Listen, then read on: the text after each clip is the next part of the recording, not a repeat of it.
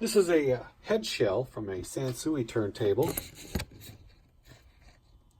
And it's just the head shell. It doesn't have the cartridge in it, but it does have the wiring and the little finger lift. I've had this for a while. I got it part of a box lot of other related turntable equipment. And I knew it had some value, especially since it's branded Sansui. And they make a very nice turntable. And so I priced it at $50, and even though I had a few lowball messages with offers for it, I held out and sold to someone in Italy for full price. Clock radio. It's a tube radio, and I picked this up in a box lot at the auction probably last summer. $2 for the whole box, probably half a dozen clock radios in there, and this one didn't work, but I've since taught myself some electronic repair and was able to replace the electrolytic capacitor, power filter capacitor, and it works just fine after doing that, and listed it as such. And then I pulled another one out of the box. This is a silver tone. This one actually pretty cool. It has the day and date on it. And this one just had a big loud hum coming out of it, and so I replaced the multi-level capacitor with the equivalent value new electrolytic capacitors, and works just fine. And they sold one after the other, even though I listed them a week apart, but they sold to the same gentleman in Ottawa, Canada. The Admiral went for $50, and the silver tone went for $80. It took me about 20 minutes each one to fix.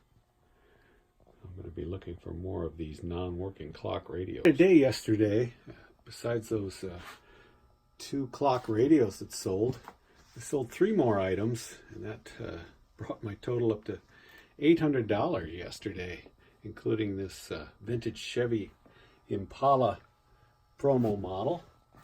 And I had this priced at $180 and took a $125 offer. Not too often you find a brand new pair of Red Wing steel toe boots for sale in a decent size. These are size 9.5, very common.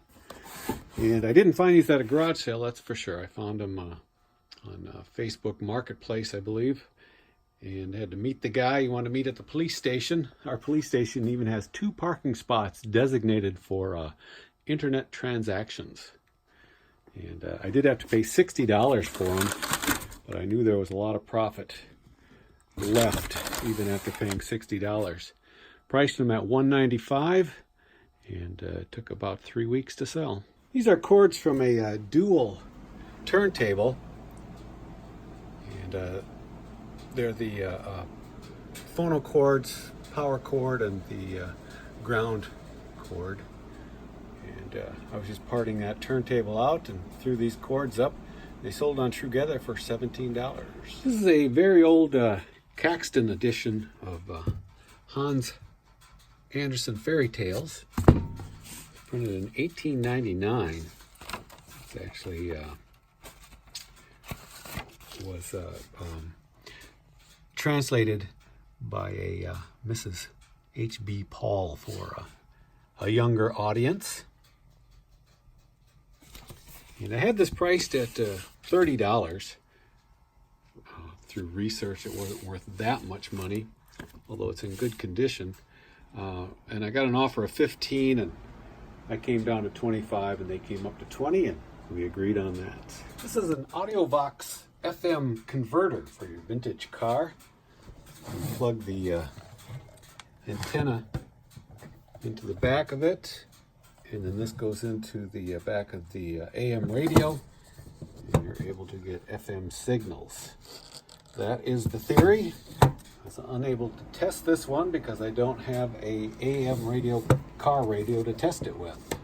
I did hook it up to a 12-volt power supply, but I don't think these have lights, so I didn't see anything going on, so I listed it as is for $20, and it only took a few days to sell. These will sell upwards of $50 or more if you can test them and they're working.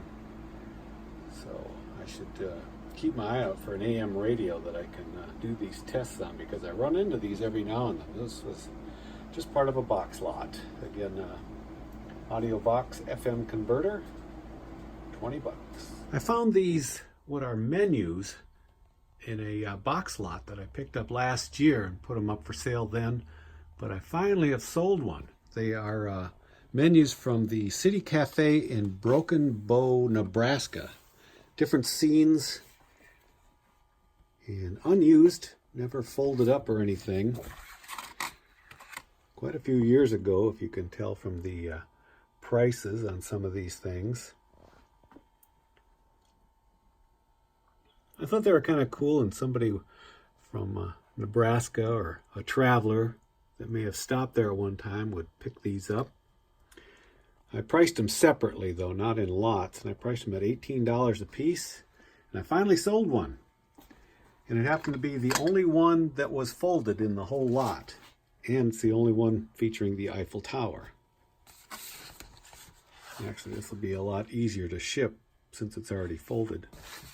But I thought these were interesting and cool scenes from around the world, but and some even are have calendars on them. For this little tiny town in Nebraska of Broken Bow. Again, these sold. This sold for $18. And I just noticed that it's going to the Omaha Public Library, just south of me in Omaha, Nebraska. This is a promo model of a 1974 Mustang II Fastback. I'm getting down to just, I think I have one more of these in the same color, Grabber Blue. And this sold for $60. From my vast supply of tapes and reels, I sold these two brand new Philips 3-inch empty tape take-up reels. Philips of Holland. Brand new in the boxes. I've had these for quite a while, but I just put them up for sale maybe a month ago. And I put them up separately for $19 a piece, and someone from Lithuania bought both of them.